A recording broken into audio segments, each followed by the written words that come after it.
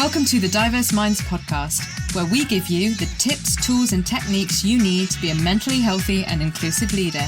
Each week, you'll hear about a variety of topics linked to mental health, well-being, and diversity that will enhance both your professional practice and personal well-being.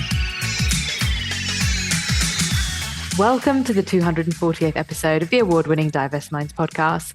And this month's podcast series is focused on mental health awareness for Mental Health Awareness Week month. Last week, I talked about managing boundaries as a mental health supporter. And in the last episode of the series, I'm going to be talking about cultural preferences and why you need to think about culture for mental health recovery. And speaking of culture and mental health, have you watched my TEDx talk? It's about the connection between culture, race, and mental health in the workplace. It's something you can watch in your break as it's just 12 minutes long. And the link is in the show notes, but I'll give it to you here. It is bit.ly/TEDx Wolves, WOLVESLO. And I really hope you enjoy it because it was a labor of love. And if you did, please leave a positive comment on YouTube, share, and like. Also, don't forget to connect with me on LinkedIn, Facebook, and Twitter. So to wrap up this session, I wanted to bring it all together to talk about how culture impacts mental ill health recovery. Now, I've done a series on culture and leadership, so you might like to check out those episodes, but I just want to give a little bit of framework around the term culture. So often culture, ethnicity, and race are used interchangeably, but race in society is about power hierarchies and privilege based on assumptions of visible phenotype, i.e. how are the expression of the genes. Ethnicity is often viewed as a mixture of both race and culture that we self-identify. But thinking about culture can really help us gain an understanding of what might need to shift to have conversations about mental health, anti-racism, because it really centers on the lens in which we see things through. And I found a really great paper, and I've put the link in the show notes, all about culture and mental illness by Dinesh Bugra, Cameron Watson, and Rajiv Wijaysurya, published on the 18th of Feb in 2021. And they really have a great definition of this. So they talk about in this paper, cultures consist of learnt behaviors and patterns which influence lifestyle, backed by knowledge, customs, beliefs, and values, which go on to shape human behaviors, which are influenced in turn. Cultures fluidly shape human behaviors and are as likely changed by such behaviors by coming to direct or indirect contact with other cultures.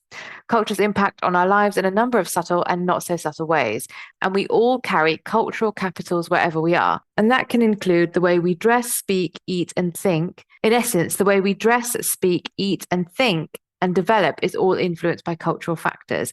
And these are integrated and shape our worldviews. So that's super, super helpful. And I think we know that culture, therefore, impacts how we view certain ideas or behaviors. So if we think about mental health, it will really impact on how you seek help, how you don't, what type of help is sought, what support you have around you, and what control you have. So when we support someone at work, we really need to think about how our culture influences us, our framework, and what we offer and what we think about recovery, as well as the person or the people's culture to support them effectively.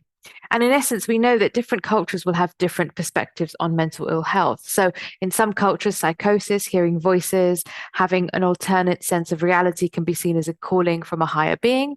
Religion in some cultures is seen as very helpful when it comes to mental health recovery. Others see it as an absolute hindrance. And why would you go there? It's not scientifically backed. Of course, it's not viewed the same globally. And the other key thing is that practitioners, so that's mental health practitioners in terms of the healing recovery journey, may not understand cultural nuances and norms and what's happening. And this can be a real barrier because people then have to sit there and explain the culture around themselves, which is exhausting. And you just want to click and be supported by someone. And I think, the other thing is if we think about cultural stigma, it's about what's expected of us in our particular culture.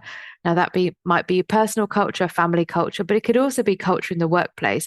Who is allowed to be ill? Who has the right to? So if someone comes back from a period of parental leave and there's been a big change, particularly if they're the biological mother, we have got the risk of postnatal depression and postnatal mania.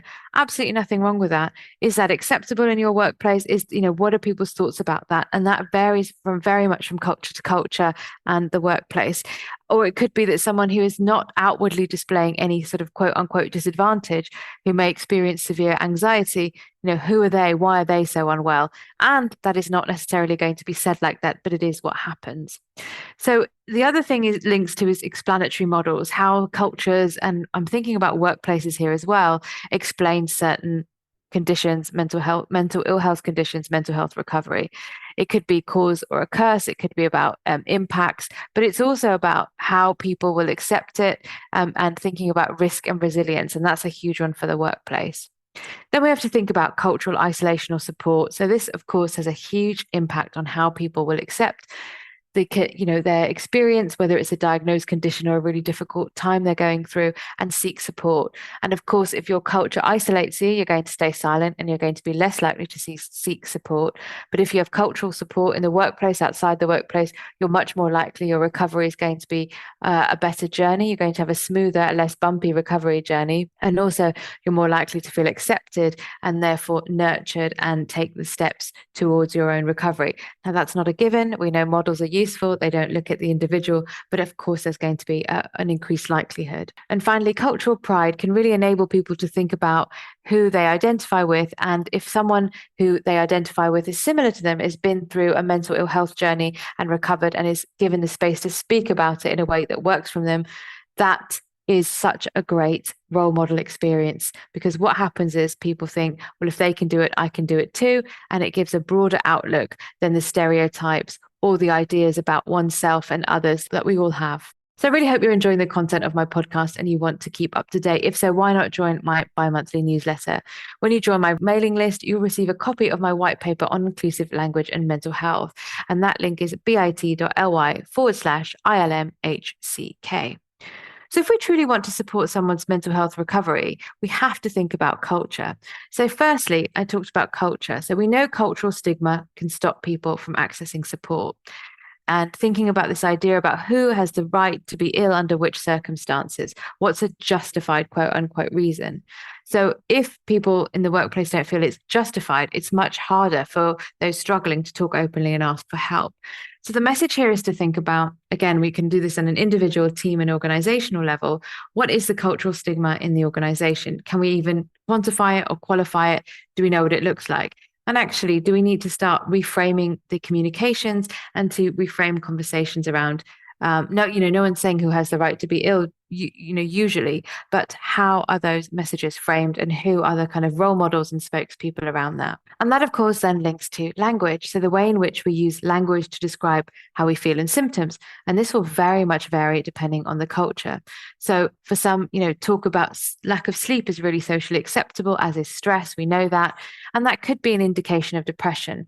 Now, as I mentioned in previous episodes, we are not here to diagnose. Most of us are not mental health professionals or trained counselors, although some of you might be, but you might not be in your particular workplace. You might work a number of jobs. So how are these cues widely recognized and understood? And then how can we have conversations to really check people in terms of checking how their well-being is and signposting them in the right direction? Thirdly, I mentioned community support, and we know that recovery journeys are far easier when we receive support and empathy from those around us. So how can we create communities around this in the workplace? One of the key things, it can be around creating a mental health support network, not one that provides advice or therapy, but one where people can come to explore ideas and have discussions and support one another and really look at the signposting, and is the signposting fit for purpose?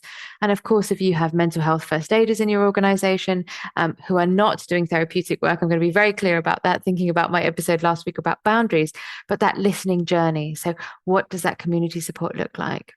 And then finally, considering culturally appropriate services and referrals and how you do that, and also the commissioning process. So the commissioning process when it comes to employee assistance programs, or I know a number of workplaces have GP helplines. So how are you doing that? And how are you asking the key questions to think about culture so that when your staff members phone, there is that option and that understanding around discussion.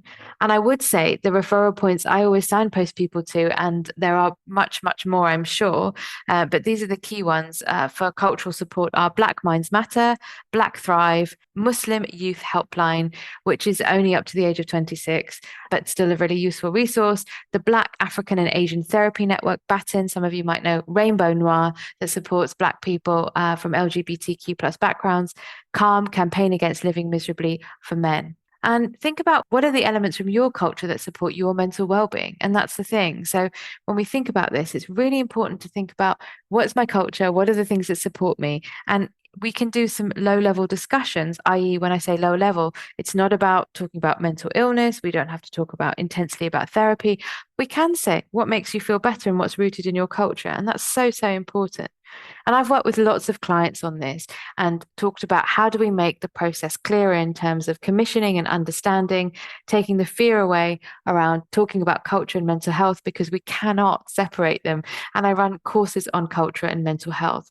So if this is a subject you'd like to know more about, please do get in touch, because don't forget, I help upskill and equip managers about this very topic. So if you'd like to know more, please contact me at Leyla, Leyla, at diverseminds.co.uk. So remember, we need to think about culture at the individual, organizational, and departmental level. We can't think about mental health recovery without defining cultural frameworks for ourselves and those we are supporting and the other people in the workplace who have a different cultural framework for us. Remember, any kind of mental health support that's commissioned by an organization needs to have a holistic approach, because it's not a one-size-fits-all model.